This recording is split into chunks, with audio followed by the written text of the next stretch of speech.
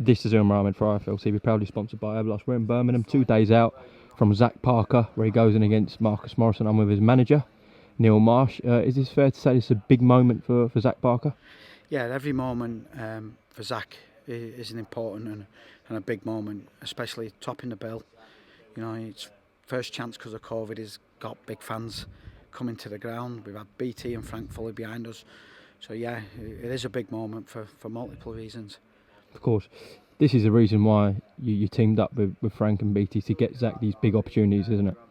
Yeah, definitely. I think everybody knows he was inactive and it wasn't acceptable. We signed with Frank. We highlighted Frank as the promoter we wanted to be with. His history speaks volumes. What he's done for all the big guys like Ricky Hatton, Nassim, Joe Calzaghe. When you've got a fighter as good as Zach, you know, you need him promoting, and you know, we've got a lot of confidence in Frank, and yeah, you're right, it is for these big moments. I asked Zach the same question. Obviously, Marcus Morrison put a decent account against Chris Eubank Jr. I said to Zach, why is it going to be a tougher night for Marcus against Zach rather than it was for Chris? No disrespect to Chris whatsoever, but Zach's world level. You know, I've handled Zach for about 5-6 years now. We haven't had the opportunity to showcase. I think the only British fight in the last 4 or 5 years is the Darryl Williams, where he detached his shoulder in round 1, you know, which was, the surgeon said, was the most heroic thing he's ever seen. So yeah, this is a good yardstick. Morrison gave a good performance against Eubank, but Zach's not Chris Eubank. Zach could stop Chris Eubank in 5-6 rounds maximum. So that's why it's got to be an hard night. Of course, get through this against Marcus Morrison, and then if Canelo wins on Saturday night, obviously if Plant wins, there'd probably be a rematch. But if Canelo wins, then I've read somewhere that the next belt that will be called in terms of mandatory will be the WBO. So that's got to be in your mind, Neil. Yeah, but we're in a really good position. Whether it gets called or not, Zach's improving. One thing that we've lacked over the years is the profile. We're getting it now, and slowly but surely the fans are recognising his ability. It's okay saying that Plant and Canelo might have a rematch, but rematches aren't allowed. You know, they're going to have to get us to step to the side, and that's not going to happen. So, you know, just little Canelo, it's not going to happen. Make sure you win, because we are not stepping to the side. And there's another thing in play what hasn't really got to the public, that David Benavides, he's in a similar position as Zach. So there's 2 tough mandatories, one after another. So, you know, we have got our eye in it, but each fight, as said on the press conference, is a banana skin.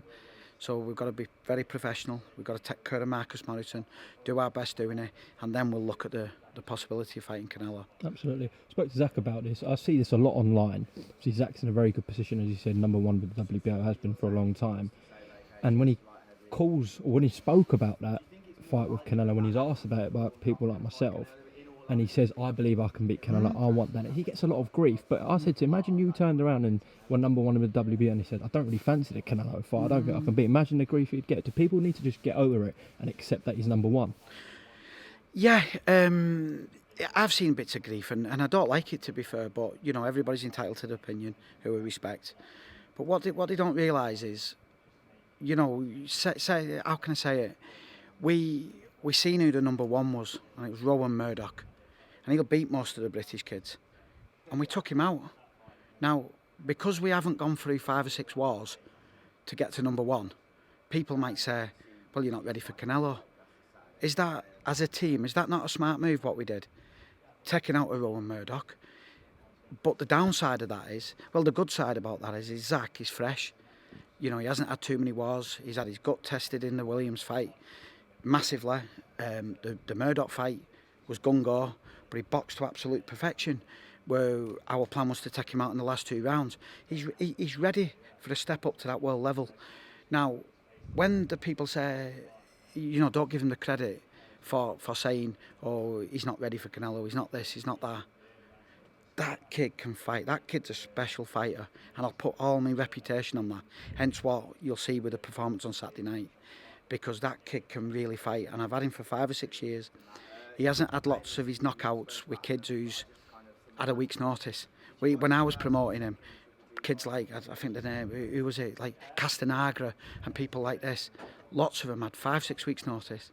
They got paid more money and they got iron chins, and Zach still smashed them to bits. He's got a true knockout record. And one thing with regards Canelo, like, say for example, not saying anything about the Rocky Fieldings and different things, they have their styles, but Zach has the style for cause Canelo problems. You know, going in against any pound for pound fighter, you're always gonna have the odds stacked against you. But that kid's a special kid, and I hope that he does everyone proud when that fight does come, and if Canelo does take it. Okay, well listen, best of luck to Zach Parker this Saturday night. Tune into BT Sport, and of course a few hours later tune into BT Sport Box Office for the undisputed fight between Canelo and Plant, which I'm sure you and Zach will be staying up to watch, right? Definitely, mate, 100%. Right, let's talk about someone that you brought to Frank Warren as well, David Ammunition. Actually, I haven't caught up with you on camera since Frank signed David Ammunition. Why the move from Matchroom to Queensbury for David? Without saying too much, I'd lost trust in Matchroom. And for a 33-year-old fighter who's in the form of his life, I needed to go with a promoter who I felt would push him and get him that world title. And with Frank's pedigree, I look over the last few years, and when I met Frank earlier this year over Zach Parker, he's honoured absolutely everything he said to me, and I've got so much respect for what Frank's done with Zach. It was a straight fight. I trust Frank Warren's word of what he said he'll deliver for me fighters, hence why I've gone with David. Okay, we'll ask you about the offer that Frank Warren and his office sent to Matchroom for the Conor Benn fight. Yeah. He told me it was for $500,000 plus pay-per-view upside.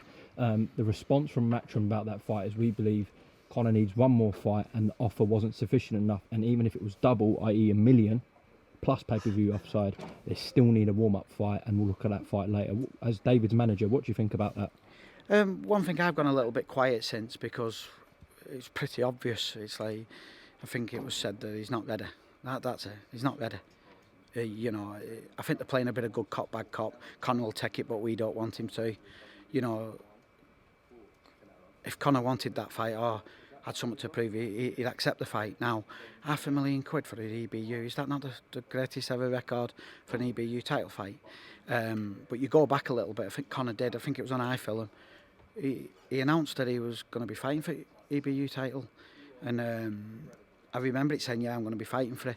So when we was asked to vacate our belt and give it Conor, it suited him then. You get what I'm saying? It's because we've done a number on another Matchroom fighter, and they made a mistake, because I actually think David Avanesian was signed to build up their fighters, and it went horribly wrong, and I have massive satisfaction in that. And nothing against Josh Kelly, we know the politics, we've moved on, we wish him well, but with Conor Benn, it's obvious they just don't want the fight, they just don't want it, and I can accept that, but why hype the kid up? Why not, be a little bit, more respectful and genuine with your praise of fighters, It's... We know Conor Benn's out middle of December. Once he has that fight, in the new year, will you and Frank revisit that and make another offer? We take each step as it comes. When I signed with Frank, one thing I said to Frank, I don't want promotional differences or rivalries stopping big fights for David. Now, it's hard to generate a world title fight. Most of them are with PBC. We're probably going to have to force a final eliminator, which we're doing everything we can now. But when that is in the process, you go for the biggest paying fight. And Conor Benn, it's obvious all the British fans want it. That's the fight which generates Conor Benn into a pay-per-view fighter if he won. Obviously, my opinion is he doesn't win. And we've moved on from it. But, we'll get the Christmas out of the way. We'll sit down with Frank. But one thing Frank did offer, and I did see all the correspondence, I've seen the emails, is we'd sign a deal which allowed Conor Benn to have his one fight, and then we'd be contracted to fight second, and they didn't even reply. So it's all bullshit, and we've seen straight through it. It's like, stop conning people. It's like you don't want it. It's like, I respect Conor, and I don't want to be alienating him and going on and going on and going on. Like I say, I've stopped really mentioning it since they mentioned we don't want it. can accept that. If you don't fancy your chances against David, no problem. We'll move on. You know, and they say about a world title, they wouldn't give David a voluntary if they got a belt before us or something like that. So, yeah, come on, we all know the score. Okay, well, thanks, Neil, for shedding some light on that and getting your view on it. Well, listen, I'll see you Saturday at the Birmingham Arena where Zach obviously headlines. Best of luck with him, and we'll speak after Zach's fight, hopefully, all right? Thank you.